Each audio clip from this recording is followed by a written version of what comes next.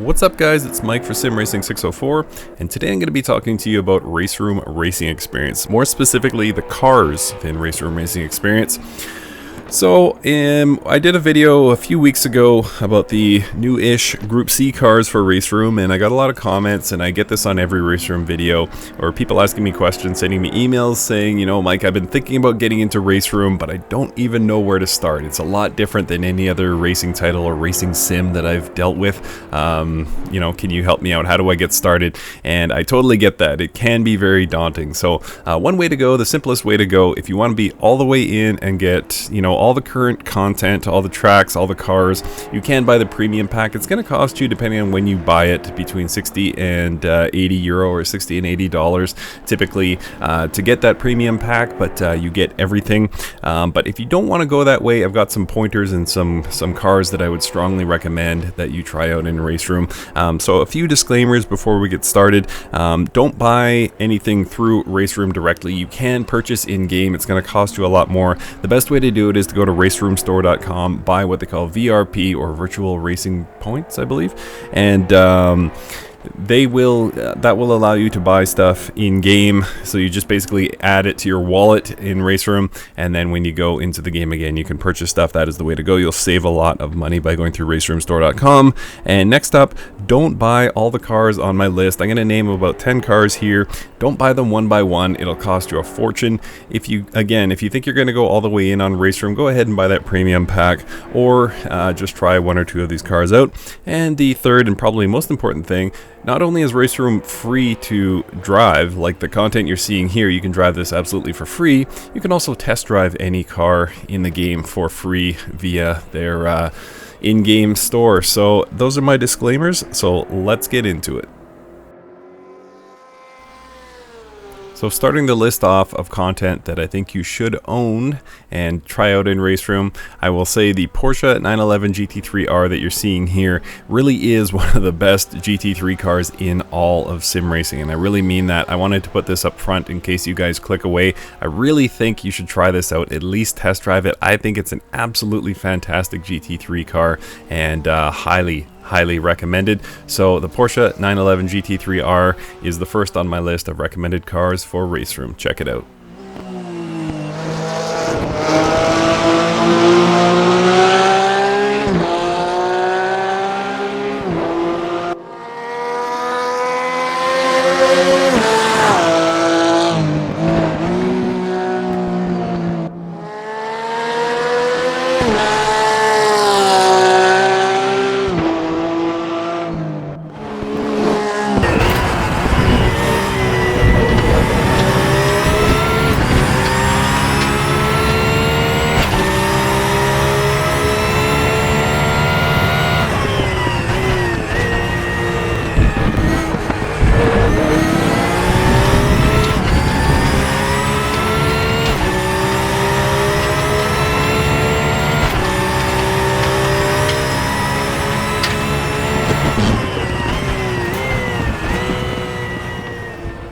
Next up, guys, on my list of recommended cars, the Lotus Evora GT4. It takes a lot to make GT4 exciting, if I'm being honest.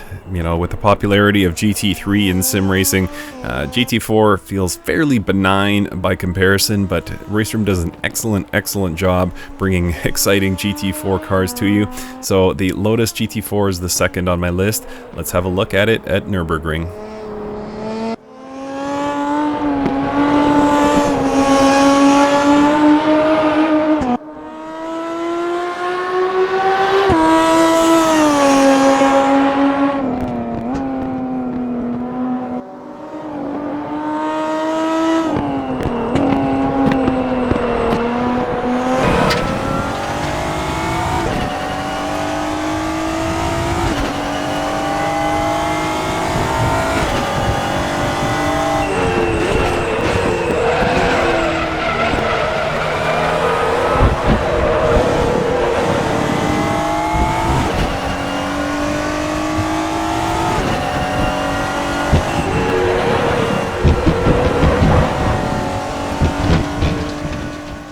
Next up, we have the Honda Civic TCR. Again, another car that could feel subdued, could feel boring, and for all the popularity that TCR has worldwide, we don't have many of them in sim racing, but RaceRoom does a great job, and the Honda Civic, in my opinion, is the best of the offered TCR cars. Let's take a look.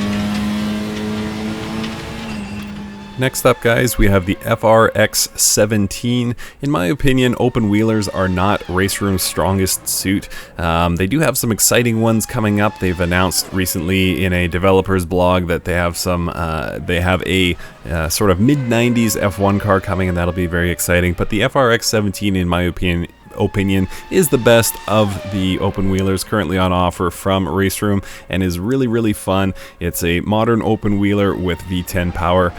Look at this.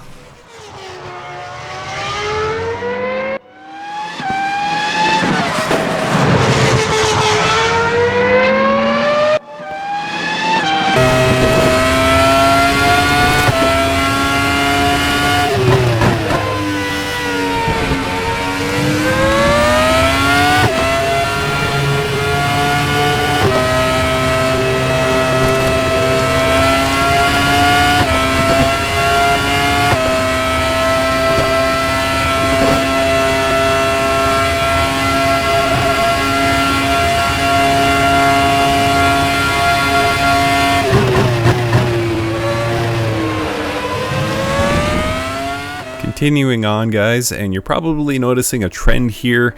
Something RaceRoom does probably better than any other sim is bring full classes of cars, and even rare classes at that. This is the GT2 or GT-R2 as they call it in RaceRoom.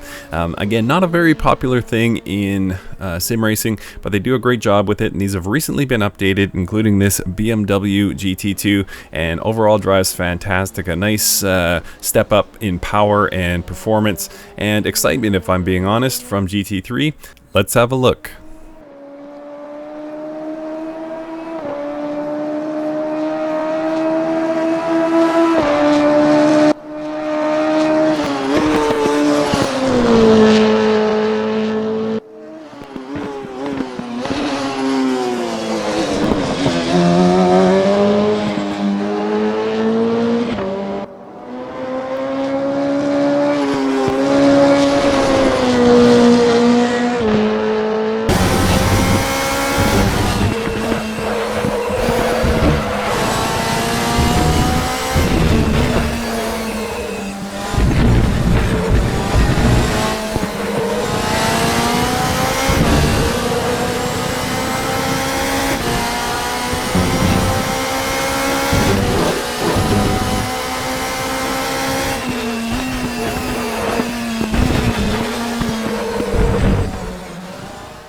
Next on the list, and rounding out the GT cars, is this Ford GT GT1. So you might remember this. This was on my best of 2018 list. An absolutely fantastic car. It's wild. It's a lot to handle, but when it connects, it's really rewarding. So undoubtedly, the Ford GT GT1, very highly recommended from me for cars for RaceRoom. Have a look at it at Monza.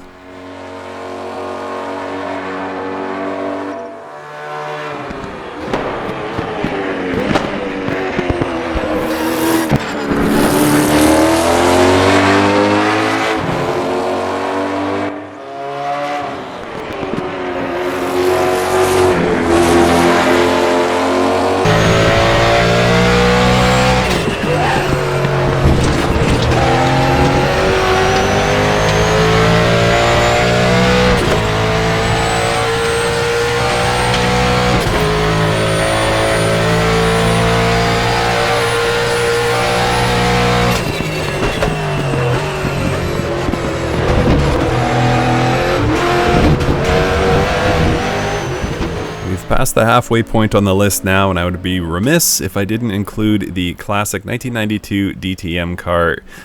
This Mercedes is part of a entire class of 1992 DTM, but this one shines for me. Great sort of synthesis of excellent handling and performance with you know, edge of your seat, heel toe shifting, real raw on the track kind of feel. Excellent car. Here we are at Autodrome Most. Let's have another look.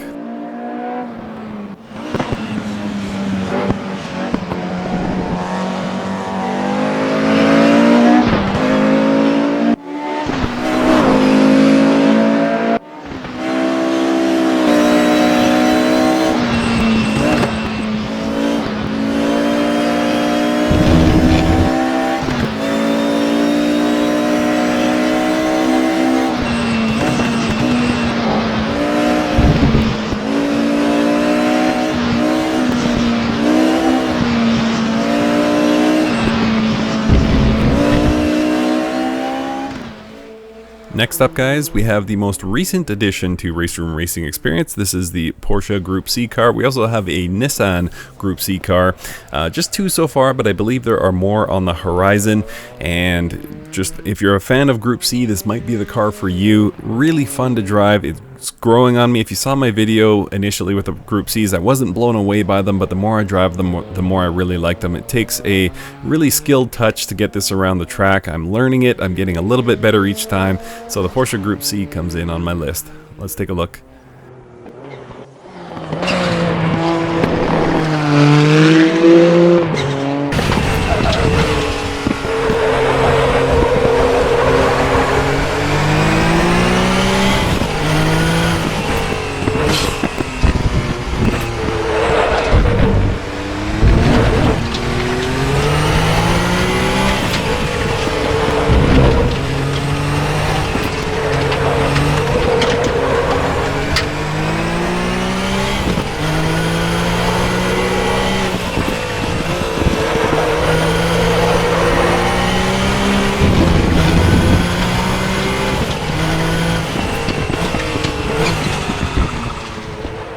Next up, guys, a car that is as close to road going as RaceRoom really gets. Of course, the Zonda R not road legal, but this is as close as they would get.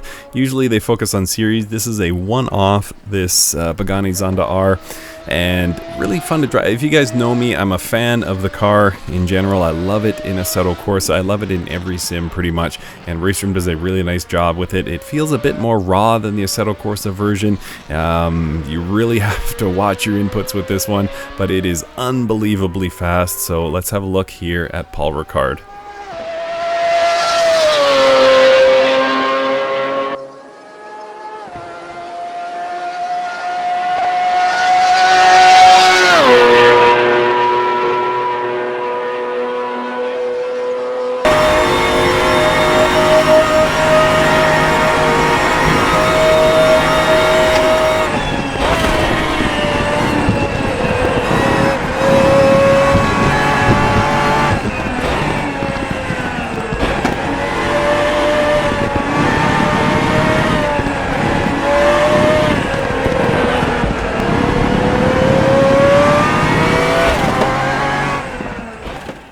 Next up, guys, the 2003 Mercedes DTM. This is so far just a one-off, actually. I don't know if they plan any more 2003 DTM content, but DTM has been popular for a very long time, but is surprisingly rare in sim racing. But RaceRoom does an excellent job bringing that, and this 2003 is a perfect harmony, perfect synthesis between the sort of rawness of the 1992 that you saw earlier and the future years. They have 2014, 15, and 16, if I'm not mistaken, in RaceRoom, and they're fun to drive, but they're very modern feeling. This one is a little less so. Let's have a look at Silverstone.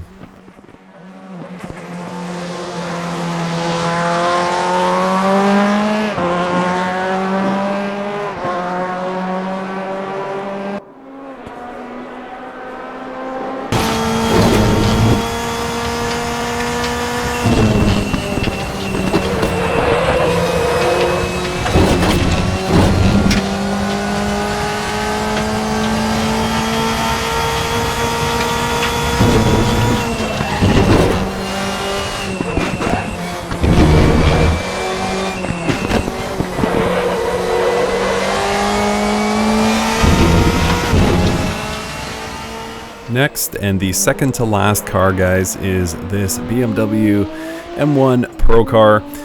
So you've seen me blubber on about this video in the past. It has the best in-car sounds, in my opinion, or in-car engine sounds at least, of any car in sim racing. I think it's absolutely fantastic. The car itself drives pretty good, but you're in it for the sound. It's fantastic, and I think they're going to add it to Group 4 very, very soon, so you'll be able to race it against the Porsche as well.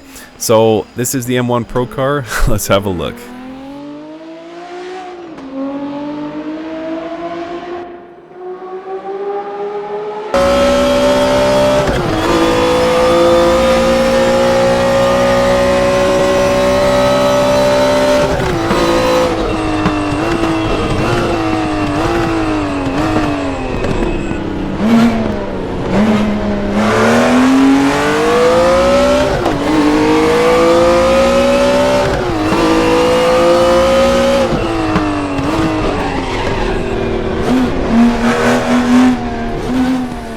And we've now come to the final car. This is the BMW 320 Turbo from the Group 5 class in RaceRoom. Really fun, much more analog and much more raw feeling even than the 1992 DTM, so you can imagine how that feels. It doesn't take much to kick that rear end out on corner exits, so you got to really watch yourself, but it turns out it's a blast to drive. Thanks guys so much for watching. If you have any cars that you enjoy in RaceRoom that I've missed, let me know in the comments. Thanks for watching, and we'll see you next time.